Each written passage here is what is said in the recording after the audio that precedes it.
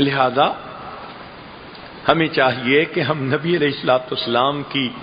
ذات بابرکات پر کثرت سے درود شریف پڑھا کریں،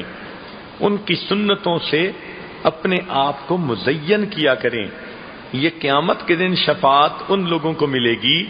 جو نبی علیہ الصلوۃ والسلام کی سنت کا احترام کرنے والے لوگ ہوں گے۔ آج عورتوں کے طبقے میں سنت کی پابندی بہت کم ہے، ان کو فیشن اچھے لگتے ہیں، ان کو یورپ کے ڈیزائن اچھے لگتے ہیں، یہ بچوں کو بھی لباس وہی پہنانا پسند کرتی ہیں، ان کو زبان بھی وہی کی اچھی لگتی ہے۔ چھوٹے چھوٹے بچوں کو اللہ کا نام سکھانے کی بجائے انگریزی کے لفظ سکھاتی ہیں، اور بچہ انگریزی کے لفظ بولے تو بڑا خوش ہو کے سمجھتی ہیں ہم نے کیا میدان سر کر لیا۔ گھروں کے اندر دیکھو رسم کی زندگی، رواج کی زندگی، سنت کا شوق بہت کم ہو گیا۔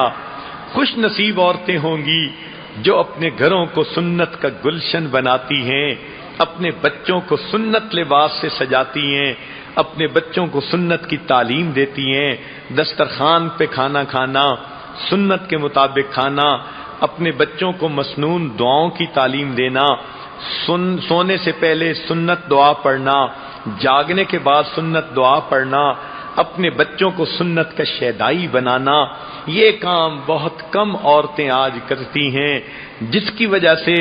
قیامت کے دن پھر نبی علیہ السلام کی شفاعت ملنا مشکل ہوگا۔ اللہ کے حبیب صلی اللہ علیہ وسلم فرمائیں گے تم غیروں کے طریقے پسند کرتی تھیں، تمہیں لباس ان کا پسند، گفتار ان کی پسند، طریقے ان کے پسند تھے، میرے طریقے تو تجھے اچھے ہی نہیں لگتے تھے، میں آج تیری کیا شفاعت کروں۔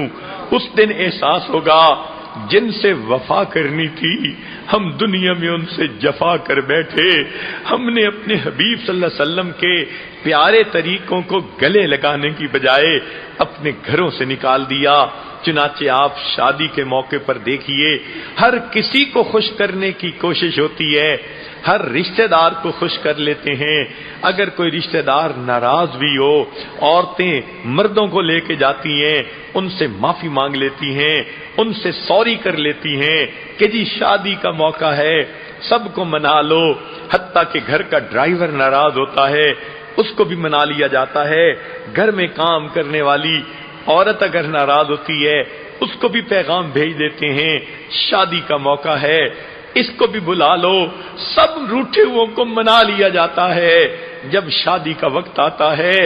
اللہ اور اس کے رسول صلی اللہ علیہ وسلم کے طریقوں کو گھر سے نکال دیا جاتا ہے۔ جس گھر میں سب روٹھے آ گئے اس گھر سے اللہ اور اس کے حبیب صلی اللہ علیہ وسلم کے طریقوں کو نکال دیا، تو ہم نے پھر ان کا تو مقام نہ سمجھا، ان کے ساتھ تو وفا نہ کی، ہم نے ان کے جو ہے ساتھ تو پھر دوستی نہ نبھائی، ہم نے تو پھر من مرضیاں کی۔ اگر زندگی ایسی گزاریں گے تو پھر قیامت کے دن اللہ کے حبیب صلی اللہ علیہ وسلم کی شفاعت کیسے نصیب ہوگی۔ آج وقت ہے ہم سنت کو اپنائیں، سنت والی زندگی گزاریں، اور گود سے لے کے گور تک جانے کی جتنی سنتیں ہیں سب کو اپنی زندگی میں لاگو کریں، تو پھر قیامت کے دن جب سنت سے سجے ہوئے جائیں گے، اگر کوئی بیٹا خوبصورت کپڑے پہن کر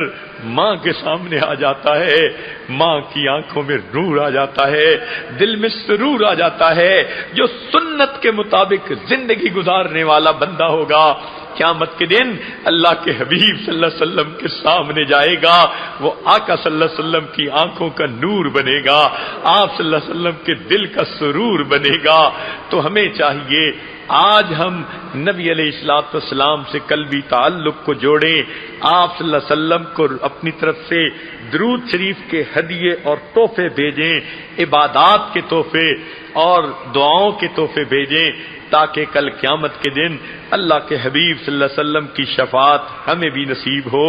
تاکہ اللہ تعالی قیامت کے دن ہماری اس دن جو ہے وہ اللہ تعالی ہماری بھی مغفرت فرما دے اور گناہوں کو اللہ تعالی معاف فرما دے۔ علماء نے ایک نکتہ کتابوں میں لکھا ہے، جو فرماتے ہیں کہ اللہ تعالی نبی علیہ السلام کے بارے میں فرماتے ہیں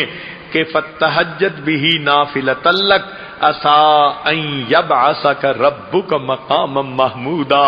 اے میرے محبوب صلی اللہ علیہ وسلم تہجد کے نوافل ادا کیجئے، اللہ تعالیٰ آپ کو مقام محمود عطا فرمائیں گے۔ تو تہجد کے پڑھنے پر نبی علیہ السلام سے مقام محمود کا وعدہ ہے۔ مفسرین نے لکھا جو بندہ دنیا میں امتی ہو کر تہجد کی پابندی کی کوشش کرے گا تو مقام محمود پہ اللہ کے حبیب پہنچ کر ان کے لیے شفاعت کریں گے، تو محبوب کو مقام محمود کے شفاعت کا اختیار ملے گا، اور مومن کو تہجد کی پابندی سے نبی علیہ السلام کی شفاعت کی نعمت نصیب ہوگی۔ تو ہمیں چاہیے ہم نمازوں کی پابندی کریں، تہجد کی پابندی کریں، سنت والی زندگی کو اپنائیں، تاکہ قیامت کے دن کی ہمیشہ ہمیشہ کی ذلت سے ہم بچ جائیں،